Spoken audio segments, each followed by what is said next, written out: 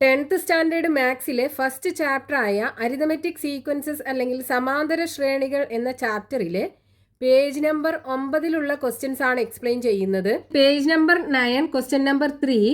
Right the sequence of natural numbers which leave remainder 1 on division by 3 and the sequence of natural numbers which leave remainder 2 on division by 3.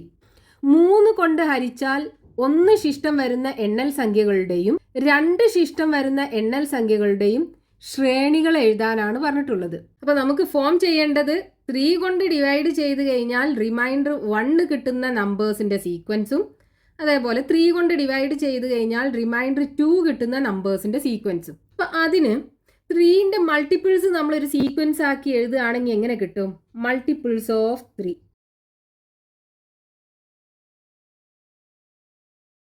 ഏതൊക്കെയാ വരിക?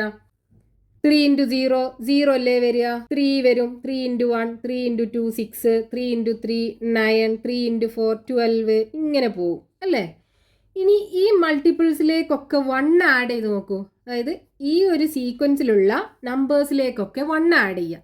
അപ്പോൾ 0ക്ക് 1 add ചെയ്താൽ 1 കിട്ടും, 3ക്ക് 1 add ചെയ്താൽ 4 കിട്ടും, 6ക്ക് 1 add ചെയ്താൽ 7 കിട്ടും, 9ക്ക് 1 ആഡ് ചെയ്താൽ 10 കിട്ടും, 12ക്ക് 1 ആഡ് ചെയ്താൽ 13 കിട്ടും. ഇനി ഈ നമ്പേഴ്സിനൊക്കെ 3 കൊണ്ട് ഡിവൈഡ് ചെയ്താൽ നമുക്ക് റിമൈൻഡർ എന്താ കിട്ടുക? 1നെ 3 കൊണ്ട് ഡിവൈഡ് ചെയ്താൽ 1ൽ പോവില്ല അല്ലേ? അപ്പോൾ റിമൈൻഡർ 1 ആണ് വരിക. 4നെ 3 കൊണ്ട് ഡിവൈഡ് ചെയ്താലോ 4 ഡിവൈഡഡ് ബൈ 3 ഒരു പ്രാവശ്യമല്ലേ പോവുക? 1 × 3 3 റിമൈൻഡർ 1 അല്ലേ?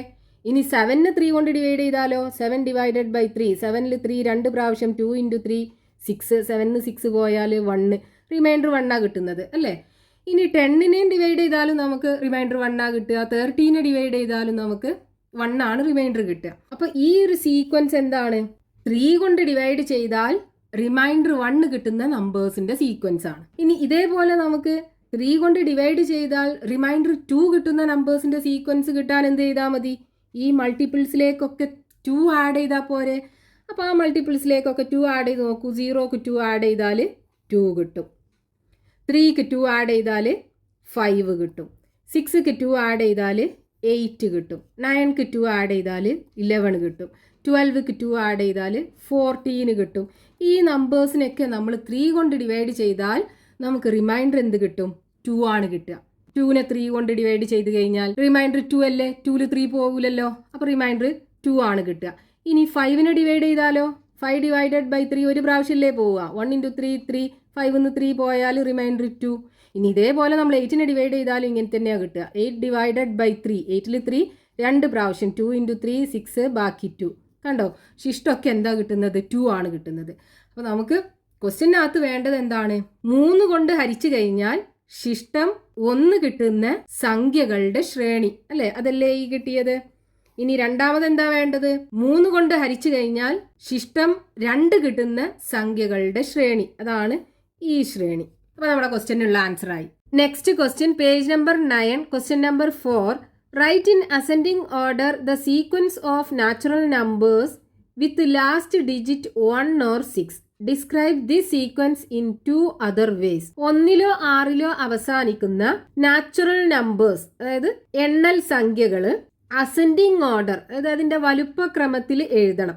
എന്നിട്ട് കിട്ടുന്ന ആ ഒരു സീക്വൻസ് അല്ലെങ്കിൽ ശ്രേണി ഉണ്ടാവുമല്ലോ, അതിന് മറ്റ് 2 രൂപത്തിലും കൂടെ എക്സ്പ്ലെയിൻ ചെയ്യാനാണ് പറഞ്ഞിട്ടുള്ളത്. അപ്പൊ ആദ്യം നമുക്ക് 1ലോ 6ലോ അവസാനിക്കുന്ന നാച്ചുറൽ നമ്പേഴ്സിന്റെ അല്ലെങ്കിൽ എണ്ണൽ സംഖ്യകളുടെ സീക്വൻസ് എഴുതി നോക്കാം. അപ്പൊ ആദ്യം 1 വരും അല്ലേ? 1ൽ അവസാനിക്കുക എന്ന് പറയുമ്പോൾ 1 എഴുതാലോ. പിന്നെ അടുത്തത് ഏതാ വരിക? 6 അല്ലേ? ഇനി 1ൽ അവസാനിക്കുന്നത് ഏതാ? 11, then 16. ഇനി 1ൽ അവസാനിക്കുന്നത് 21, 6ൽ അവസാനിക്കുന്നത് 26, പിന്നെ 31 ഇങ്ങനെ പോകും. ഇതിന് 2 രീതിയിൽ എക്സ്പ്ലെയിൻ ചെയ്യാനാണ് പറഞ്ഞിട്ടുള്ളത്. അപ്പോൾ ഇവിടെ ഫസ്റ്റത്തെ നമ്പർ എന്താ? 1 അല്ലേ? ഈ 1ലേക്ക് 5 ആഡ് ചെയ്യുമ്പോഴാണല്ലോ രണ്ടാമത്തെ നമ്പർ കിട്ടിയിട്ടുള്ളത്. ഇനി ഈ രണ്ടാമത്തെ നമ്പറിലേക്ക് 5 ആഡ് ചെയ്യുമ്പോഴല്ലേ മൂന്നാമത്തെ നമ്പർ കിട്ടിയിട്ടുള്ളത്. അതേപോലെ ഈ മൂന്നാമത്തെ നമ്പർ 11ക്ക് 5 ആഡ് ചെയ്യുമ്പോഴാണ് നാലാമത്തെ നമ്പർ 16 കിട്ടിയിട്ടുള്ളത്. അപ്പോൾ ഇവിടെയൊക്കെ അടുത്ത നമ്പർ കിട്ടാനായിട്ട് അതിൻ്റെ നേരെ മുമ്പുള്ള നമ്പറിലേക്ക് 5 ആഡ് ചെയ്തിട്ടാണ് കണ്ടുപിടിക്കുന്നത്. അപ്പോൾ അത് വെച്ചിട്ട് നമുക്ക് ഈ സീക്വൻസിനെ എക്സ്പ്ലെയിൻ ചെയ്യാം. എങ്ങനെ എഴുതാം? Sequence of natural numbers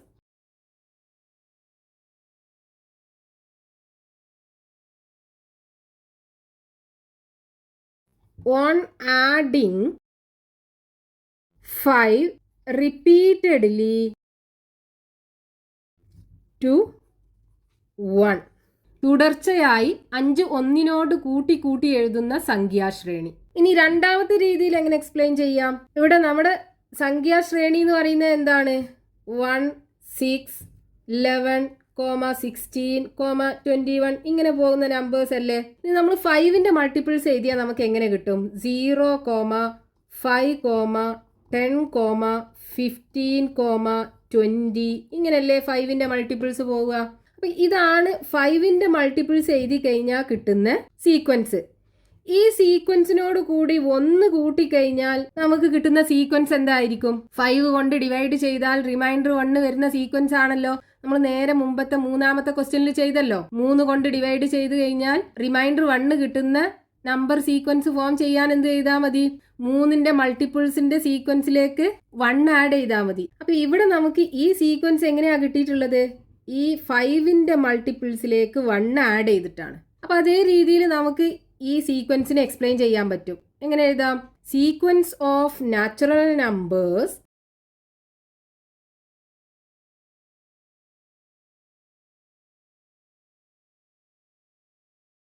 which leave remainder 1 on division by 5. 5 കൊണ്ട് ഹരിച്ചാൽ ശിഷ്ടം 1 കിട്ടുന്ന എണ്ണൽ സംഖ്യകളുടെ ശ്രേണി. ഇപ്പൊ 2 രീതിയിൽ നമ്മൾ ഈ തന്നിട്ടുള്ള സീക്വൻസിനെ എക്സ്പ്ലെയിൻ ചെയ്തു. Next question, page number 9, question number 5. See these figures. ഇവിടെ 3 ഫിഗേഴ്സ് കൊടുത്തിട്ടുണ്ട്. The first picture shows an equilateral triangle with the smaller triangle got by joining the midpoints of sides cut off. The second picture shows the same thing done on each of the 3 triangles in the first picture. The third picture shows the same thing done on the second picture. അതായത് ഇവിടെ ഒരു equilateral ട്രയാങ്കിളിൻ്റെ വശങ്ങളുടെ mid പോയിന്റ്സുകൾ join ചെയ്ത് ഇവിടെ ഒരു triangle cut ചെയ്ത് മാറ്റി. അപ്പോൾ ഇവിടെ 3 ട്രയാങ്കിൾ ഉണ്ടാവും 3 കോർണറിലായിട്ട്. ഈ 3 ട്രയാങ്കിൾസ് നിന്നും വീണ്ടും അതിൻ്റെ മിഡ് പോയിന്റ്സുകൾ ജോയിൻ ചെയ്തിട്ട് സെൻറ്ററിൽ നിന്ന് ഒരു ട്രയാങ്കിൾ കട്ട് ചെയ്ത് മാറ്റിയതാണ് രണ്ടാമത്തെ പിക്ചറിൽ കാണുന്നത്. അപ്പോൾ ഇവിടെ നമുക്ക് 9 ട്രയാങ്കിൾ ഉണ്ടാവും, റെഡ് ട്രയാങ്കിൾസ് ഉണ്ടാവും. വീണ്ടും ഈ റെഡ് ട്രയാങ്കിൾസിൻ്റെയൊക്കെ വശങ്ങളുടെ മിഡ് പോയിന്റ്സുകൾ ജോയിൻ ചെയ്തിട്ട് സെൻറ്ററിൽ നിന്ന് വീണ്ടും ഒരു ട്രയാങ്കിൾ കട്ട് ചെയ്ത് മാറ്റിയ ഫിഗറാണ് ഈ കാണിച്ചിട്ടുള്ളത്. ഇനി ഇവിടെ 4 ക്വസ്റ്റ്യൻസ് കൊടുത്തിട്ടുണ്ട്. First question, how many red triangles are there in each picture? ഓരോ ഫിഗറിലും എത്ര റെഡ് ട്രയാങ്കിൾസ് ഉണ്ട് എന്ന് കണ്ടുപിടിക്കണം. ദെൻ രണ്ടാമത്തെ question, taking the area of whole uncut triangle as 1, compute the area of a small triangle in each picture. അത് cut ചെയ്യാത്ത ഒരു equilateral triangle ഉണ്ടായിരുന്നല്ലോ, ആദ്യം ഉണ്ടായിരുന്ന ഈക്വലാറ്ററൽ ട്രയാങ്കിൾ. ആ ഈക്വലാറ്ററൽ ട്രയാങ്കിളിന്റെ പരപ്പളവ് ഒരു യൂണിറ്റ് ആക്കി എടുത്തിട്ട് ഓരോ ഫിഗറിലുമുള്ള ചെറിയ ട്രയാങ്കിളിന്റെ ഏരിയ കണ്ടുപിടിക്കണം. Then what is the total area of all the red triangles in each picture? ഓരോ പിക്ചറിലുമുള്ള റെഡ് ട്രയാങ്കിൾസിന്റെ ടോട്ടൽ ഏരിയ കാണണം. ദെൻ നാലാമത്തെ question, write the first 5 terms of each of the 3 sequences got by continuing this process. അപ്പൊ നമുക്ക് ഇവിടെ ഈ 3 ക്വസ്റ്റ്യനിലും ഒരു സീക്വൻസ് കിട്ടും.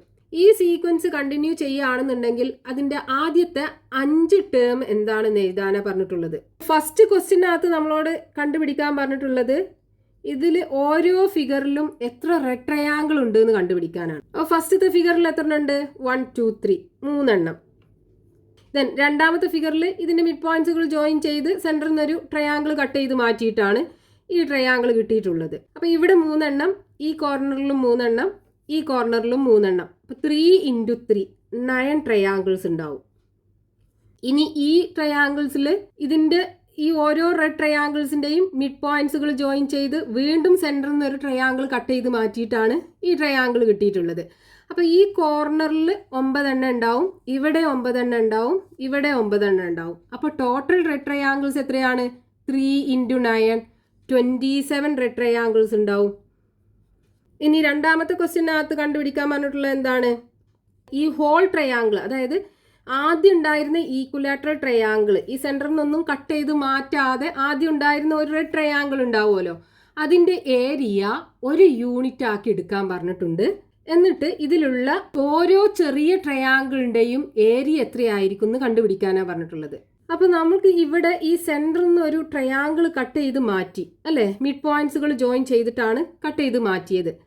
അപ്പോൾ ഇവിടെ നമുക്ക് 3 റെഡ് ട്രയാങ്കിൾസും കാണും. സെൻട്രലിൽ ഒരു കട്ട് ചെയ്ത് മാറ്റിയ ഭാഗം ഒരു ട്രയാങ്കിൾ ആണല്ലോ. ഈ 4 ട്രയാങ്കിളും ഈക്വൽ സൈസിലുള്ള ഈക്വലാറ്ററൽ ട്രയാങ്കിൾ ആയിരിക്കും. 4 എണ്ണത്തിൻ്റെയും ഏരിയ ഈക്വൽ ആയിരിക്കും. അപ്പോൾ ഈ ഹോൾ ട്രയാങ്കിളിൻ്റെ ഏരിയനെ 4 ഈക്വൽ പാർട്ടാക്കി കട്ട് ചെയ്യല്ലേ ചെയ്തത്. അപ്പോൾ ഒരു ചെറിയ ട്രയാങ്കിളിൻ്റെ ഏരിയ എത്രയായിരിക്കും? ആ 4 ഈക്വൽ പാർട്ടാക്കി കട്ട് ചെയ്തതിലുള്ള ഒരു പാർട്ടാവുമല്ലോ. അപ്പോൾ അതിനെ നമുക്ക് ഫ്രാക്ഷൻ വെച്ചിട്ട് എങ്ങനെ എഴുതാം? 1/4 എന്ന് എഴുതാം. ഇനി രണ്ടാമത്തെ ഫിഗറിനകത്തോ ഇവിടെയും ഈ ഹോൾ ട്രയാങ്കിളിൻ്റെ ഏരിയ ഒരു യൂണിറ്റ് ആണ് അല്ലേ. കട്ട് ചെയ്യാതെ ഉണ്ടായിരുന്ന ട്രയാങ്കിളിൻ്റെ ഏരിയ എന്ന് പറയുന്നത് ഒരു യൂണിറ്റ് ആണ്. അതിനെ എത്ര ചെറിയ ഈക്വൽ ട്രയാങ്കിൾസ് ആക്കിയാണ് ഇവിടെ ഡിവൈഡ് ചെയ്തിട്ടുള്ളത്? ഇവിടെ നമുക്ക് കാണാം, ഇതാണ് ചെറിയ ട്രയാങ്കിൾസ് എന്ന് പറയുന്നത്. അതേപോലെ ഈ മിഡിലുള്ള കട്ട് ചെയ്ത് മാറ്റിയിട്ടുള്ള ട്രയാങ്കിളിന്റെ ഭാഗം നമുക്ക് 4 ഈക്വൽ ട്രയാങ്കിൾസ് ആക്കിയിട്ട് ഡിവൈഡ് ചെയ്യാലോ. ഇപ്പം മൊത്തം എത്ര ട്രയാങ്കിൾ ഉണ്ട് ഇതിനകത്ത്? ഇവിടെ 4 എണ്ണം, ഇവിടെ 4 എണ്ണം, ഇവിടെ 4 എണ്ണം, ഈ മിഡിലും 4 എണ്ണം. 4 × 4 16 ഈക്വൽ സൈസിലുള്ള ഈക്വലാറ്ററൽ ട്രയാങ്കിൾ ഉണ്ട്. അപ്പോൾ അതിലുള്ള ഒരു ട്രയാങ്കിളിന്റെ ഏരിയ എന്തായിരിക്കും? 16 ഈക്വൽ പാർട്ടാക്കി ഡിവൈഡ് ചെയ്തതിലെ ഒരു പാർട്ടല്ലേ. അപ്പോൾ അതിനെ നമുക്ക് എങ്ങനെ എഴുതാം? 1/16 എന്ന് എഴുതാം. ഇനി അടുത്ത ഫിഗറിനകത്താണെന്നുണ്ടെങ്കിലോ ഇവിടെ ഒരു ചെറിയ ട്രയാങ്കിൾ എന്ന് പറയുന്നത് ഇതാണ് അല്ലേ. അപ്പോൾ ഈ മിഡിലിൽ കാണുന്ന ഈ ട്രയാങ്കിളിനെ നമുക്ക് ഇതേപോലെ 4 ഈക്വൽ സൈസിലുള്ള ഈക്വലാറ്ററൽ ട്രയാങ്കിൾസ് ആക്കി ഡിവൈഡ് ചെയ്യാലോ. ഇങ്ങനെ കട്ട് ചെയ്താൽ മതി. അതേപോലെ ഇവിടെ ഡിവൈഡ് ചെയ്യാം. 4 ഈക്വൽ സൈസിലുള്ള ഈക്വലാറ്ററൽ ട്രയാങ്കിൾ ആക്കിയിട്ട് നമുക്ക് ഇതിനെ ഡിവൈഡ് ചെയ്യാം. അതേപോലെ ഈ മിഡിലുള്ളതിനെ നമുക്ക് എന്ത് ചെയ്യാം? ഇതേപോലെ ഈക്വൽ സൈസിലുള്ള ഈക്വലാറ്ററൽ ട്രയാങ്കിൾസ് ആക്കിയിട്ട് ഡിവൈഡ് ചെയ്യാൻ പറ്റും. ആദ്യം 4 ഈക്വൽ സൈസിലുള്ള ഈക്വലാറ്ററൽ ട്രയാങ്കിൾ ആക്കി ഡിവൈഡ് ചെയ്യുക. എന്നിട്ട് ഓരോ ട്രയാങ്കിളിനെയും ഇതേപോലെ 4 ഈക്വൽ സൈസിലുള്ള ഈക്വലാറ്ററൽ ട്രയാങ്കിൾസ് ആക്കിയിട്ട് ഡിവൈഡ് ചെയ്യാം. അപ്പോൾ നമുക്ക് മൊത്തം എത്ര ട്രയാങ്കിൾ കിട്ടും?